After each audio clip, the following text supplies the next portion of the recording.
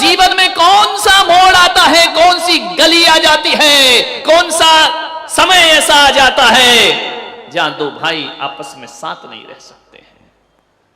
गुरुदेव के चरणों में नमोस्तु। गुरुदेव, पहले एक ही राशन कार्ड में पूरे परिवार का नाम होता है, बड़ा होकर शादी हो जाती है, घर वाले उनका अलग अलग राशन कार्ड बना देते हैं, पीढ़ी दर पीढ़ी वही चलता है। पहले परिवार में माँ बाप बेटे वो प्रवचन मत कर, उसके बाद बच्चे वाइफ, उसके बच्चे, वो परिवार बन जाता है। नहीं, जो सही बात है वो तू बता नहीं रहा है, बैठ जा। कोई बताइए, दो भाई अलग क्यों हो जाते हैं?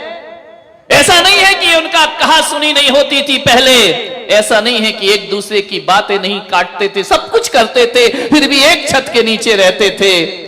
ऐसा कौन सा मोड़ जिंदगी में आता है दो भाई अलग हो जाते हैं?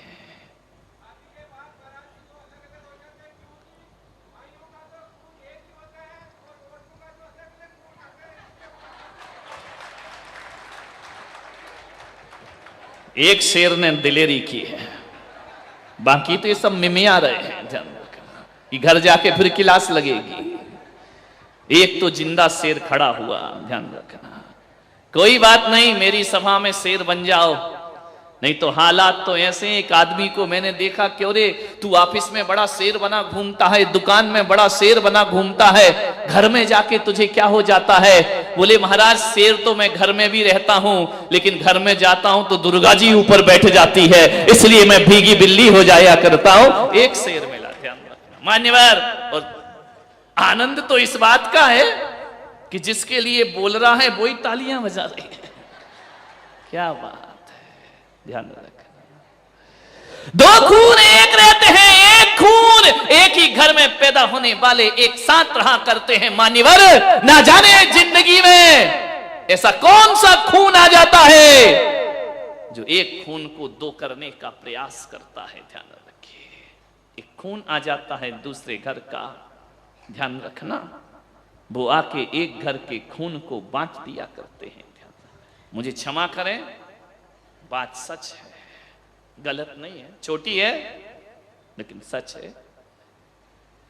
ऐसा क्या जीवन में घट गया तुम्हारे? कल तक तो ये हाल था कि चार भाई एक थाली में भी खा लेते थे। अरे जिस बाप ने इस घर को, चार बेटियों को पाल पोस करके विवाह करके विदा कर दिया, उस समय वह घर छोटा नहीं लगा। एक बहू क्या आती है, वो कहती है कि मकान छोटा है। ध्यान रखना, जहां चार चार बेटियां पल गई, जहां चार चार बेटे पल गए, उनके लिए मकान छोटा नहीं लगा। एक क्या शहजादी आ जाती है, उसे मकान छोटा लगता है। ध्यान रखिए मान्यवर, एक परिवार की चर्चा कर रहा हूं मैं, ध्यान रखना। एक खून ऐसा आ जाता है हमारे घर में जो हमारे खून को बांट देता है। भाई भाई के खून तो एक ही हुआ करते हैं, एक पराया खून आता है। एक बात का दुख तो तब होता है कि जिस खून को बड़े बाजे गाजे के साथ विवाह करके लाते हैं, एक बात याद रखना, वह खून जो शादी करके घर में आता है, मैं कहता हूं वो खून ऐसा पराया खून है, वो कभी इस घर को अपना घर नहीं समझ पाता है, कभी इन माँ बाप को अपना माँ बाप नहीं समझ पाता है, कभी देवर को भाई नहीं समझ पाती है, कभी ननंद को बहन नहीं समझ पाती है। वो हमेशा दूरियां बना करके रहा करती है। एक बात याद रखना, यदि इस घर को अपना घर मान लिया होता तो आज ये दशा घरों की होने वाली नहीं थी। एक बात स्मरण में रखना, यदि ये घर तुमने अपना घर माना होता तो कभी तुम अपने पति से ये नहीं कह रही होती, शाम को जब वो थका हारा लौट करके आता है, भोजन करता है, कमरे में जाता है, वहां पर शिकायतों की लिस्ट तैयार रहा करती है। तुम्हारी माँ ने मुझे ऐसा कहा, तुम्हारे पिताजी ने मुझे ऐसा कहा, तुम्हारे भाई ने मुझे ऐसा कहा। क्या करे वो बेचारा, वो लड़का ना पत्नी का हो पाता है, ना माँ का हो पाता है, ना परिवार का हो पाता है, ना वो इधर कुछ बोल पाता है, ना उधर कुछ बोल पाता है। पहले तो कहा जाता था कि बेटियां जाके ससुराल में दुखी होती हैं, वो 4 लोगों को दुख बता देती हैं। लेकिन ये कुंवारे छोरे जब शादीशुदा हो जाते हैं ना, माँ का पक्ष लेते हैं तो पत्नी आंख दिखाती है, और पत्नी का पक्ष लेते हैं तो माँ आंख दिखा। स्थिति बहुत गंभीर है, लेकिन नियंत्रण में है। जब तक पुलक सागर मौजूद हैं तब तक नियंत्रण में स्थितियां रहेंगी आपके घरों की। बहुत परेशान हो जाता है वो, जब वो बेटा समझाता है कि मां बूढ़ी है, बुजुर्ग है, कोई बात नहीं, कह दिया तो कह दिया, क्या होता इसमें, क्या बुरा मानना, सुनो मां तुम्हारी है, तुम सुनो, हम सुनने वाले नहीं। अत श्री महाभारत प्रस्तुत करता गोदरेज, ध्यान रखिए। वहीं से महाभारत शुरू हो जाया करती है। तीनों भाई मेरे पास आए, आकर के उन्होंने कहा महाराज हमें एक कर दीजिए। मैंने कहा तुम तो एक हो। बोले हम दिल से तो एक हैं, लेकिन हम एक साथ रह नहीं सकते हैं। मैंने कहा वजह क्या है? बोले हमारी पत्नियों की आपस में बनती नहीं है, देवरानी की जिठानी से नहीं बनती, जिठानी की देवरानी से नहीं बनती है, एक दूसरे के साथ बैठना पसंद नहीं करते हैं, बात करना पसंद नहीं करते हैं, और उसका दुष्परिणाम हम भाइयों के जीवन में दिखा करता है। हमने ऐसे भी लोग देखे हैं सूरत वालों कि एक बड़े पिताजी अपने भतीजे को यदि 100 रुपए भी देते हैं ना, तो पत्नी से छुप छुप के दिया करते हैं, पत्नी को पता नहीं चलना चाहिए। एक भतीजा जब अपने ताऊ के पास जाता है, यदि उसे कुछ लेना है ना, तो छुप करके, मैंने ऐसे भी घर देखे हैं कि 30 त्योहार पर भी बहू बेटियां जब आती हैं, सावन मनाने जब बेटी आती है ना, तो एक माता पिता छुप छुप कर बच्चों से अपनी बेटियों को उपहार दिया करते हैं, उन्हें मिठाई दिया करते हैं, उन्हें साड़ी दिया करते हैं। बड़ा भाई कहता है देख तेरी भाभी को पता ना चल जाए, चुपचाप इसे रख ले बहन।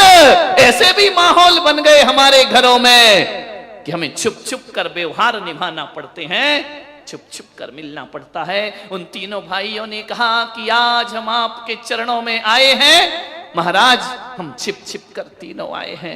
हमारी पत्नियां नहीं चाहती हैं कि हम एक साथ बैठें, हमारी पत्नियां नहीं चाहती हैं कि हम भाइयों में प्रेम होना चाहिए।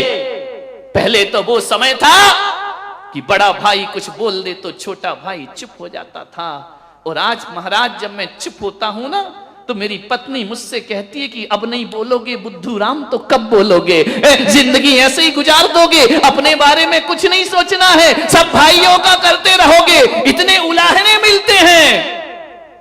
बहुओं से मेरा निवेदन है, एक निवेदन स्वीकार करो, एक बात बताना ईमानदारी से, जब जब सावन आता है ना, किसकी याद आती है? एक बात ईमानदारी से, भाई की आ रहा है ना सावन, भाई की याद आती है ना, भाई से मिलने का मन करता है ना कि जाकर के उसे राखी बांधूं रक्षाबंधन पर। हर साल 6 महीने में, 4 महीने, 6 महीने में मन करता है कि भाई से बात कर लूं। 4-6 महीने तो बहुत, अब तो मोबाइल है ना, तो रोज ही रोज बात होती है, सुबह शाम बात हो जाया करती, भैया से बात कर लूं, भाभी से बात कर लूं, कितना मन करता है अपने भाई से मिलने का। देवियों जरा इतना बता दो, जब दूर पीहर में तुम्हारा भाई रहता है, हर त्योहार में मिलने का मन करता है, भाई से बात करने का मन करता है, उसे उपहार देने का मन करता है, तो एक बात इतनी तो बता दो, इनका भी तो भाई है, कोई दुश्मन नहीं है, इनका भी तो मन करता होगा अपने भाई से मिलने का, इनका भी तो दिल करता होगा अपने भाई से मिलने का। अरे जैसे तुम्हारा भाई है वैसे इनका भी भाई हुआ करता है। नफरत के बीज मत बोइए।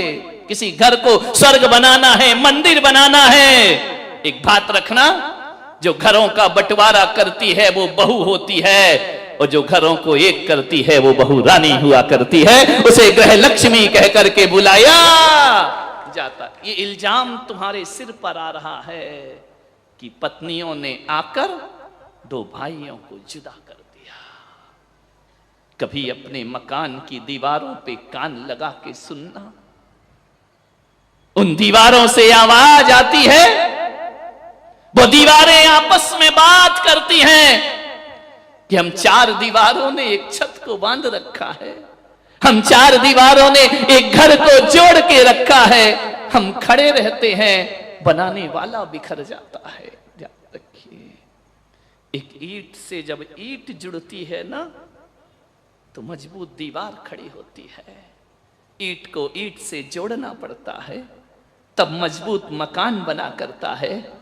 दिल को दिल से जोड़ो तो घर का निर्माण हो जाया करता है, घर बन जाया करता है, परिवार बन जाया करता है। ईंट से ईंट जोड़ो तो मकान बनता है, और दिल से दिल जोड़ो तो रिश्ते बना करते हैं। ध्यान रखना, मकान कहता है हम तो वहीं खड़े हैं, ये बिखर गए हैं। ध्यान रखिए मान्यवर, ईंट से ईंट जोड़ने से मकान में मजबूती आती है, और मन से मन जोड़ने से परिवार में मजबूती आती है। ध्यान रखना। आपसे इतना निवेदन, इतनी पढ़ी लिखी हो गई ये दुनिया, इतनी तरक्की कर ली शिक्षा ने कि लोग मंगल ग्रह में जाने को तैयार हैं। ध्यान रखिए, आप मंदिर जाते हैं, आदमी 10 मिनट रुकता है, 15 मिनट रुकता है, 20 मिनट रुकता है, ज्यादा से ज्यादा 1 घंटा, और जोर लगा दो 1.5 घंटा, 2 घंटे अम्मा जी हुई तो। ध्यान रखना, जिस मंदिर में तुम जाते हो 1 घंटा उस मंदिर में रुकते हो, और उस मंदिर को बहुत पवित्र बना करके रखा करते हो, मंदिर में शांति का वातावरण निर्मित करते हो, मंदिर का वातावरण बड़ा पवित्र और पूजनीय बना दिया करते हो। सूरत वालों में आपसे कह रहा हूं, जिस मंदिर में 1 घंटे रुकना है उसे पवित्र बनाते हो, और जिस घर में 23 घंटे रहना है उसे पवित्र क्यों नहीं बनाते हो, उसे मंदिर जैसा पावन क्यों नहीं बनाते हो। 1 घंटे वाले मंदिर की पवित्रताएं हैं, 23 घंटे वाले घर को अशांत क्यों बनाते हो। 1 घंटे जो आप मंदिर में सीखते हो उसे 23 घंटे जीवन में जीने का प्रयास करिए, तुम्हारा मंदिर जाना सार्थक और सफल हो जाएगा। 23 घंटे जियो। मंदिर पाठशाला है, घर प्रयोगशाला हुआ करती है। ध्यान रखिए, 1 घंटे मेरे प्रवचन सुन के मत सोचना कि हमारा कल्याण उद्धार हो जाएगा। जो 1 घंटे मैंने दिया है उसे 23 घंटे जीने का प्रयास करिए, जीवन आपका धन्य हो जाएगा। 23 घंटे जियो। किसी को डॉक्टर बनना है, इंजीनियर बनना है, अकेली थ्योरी से काम नहीं चलता है, थ्योरी के साथ साथ उस आदमी को प्रैक्टिकल भी करना पड़ता है। तो 1 घंटे जो यहाँ ज्ञान गंगा महोत्सव के माध्यम से दिया जा रहा है, वह मैं तुम्हें केवल थ्योरी देने का प्रयास कर रहा हूं। जीवन में डॉक्टर की, इंजीनियर की उपाधि तो लेना आसान है, एक सच्चे और अच्छे इंसान की उपाधि लेना बहुत कठिन काम हुआ करता है। 1 घंटे की इस पाठशाला को घर में देखो, छोटी छोटी बातें बता रहा हूं जो बहुत बड़ी बनती हैं, जो इतनी खाइयां पैदा करती हैं। गर्मी के दिन ससुर जी ने कहा कि चाय बनाओ, बेटी गर्मी में पीहर आई है, बहू भाभी भी है। बेटी ने कहा पापा जी बनाती हूं। अम्मा कहती बेटी तू क्यों बनाएगी? बोली क्यों? भाभी है ना, तू तो 4 दिन को आई, आराम कर ले, तू भी तो ससुराल से आई है, थोड़ा सा आराम कर ले, चैन से रह ले, भाभी है ना वो चाय बना देगी। अब ये शब्द यदि बहू के कान में पड़ गए, ध्यान रखना, 1 प्याला चाय बनाने में बेटी कमजोर नहीं हो जाती।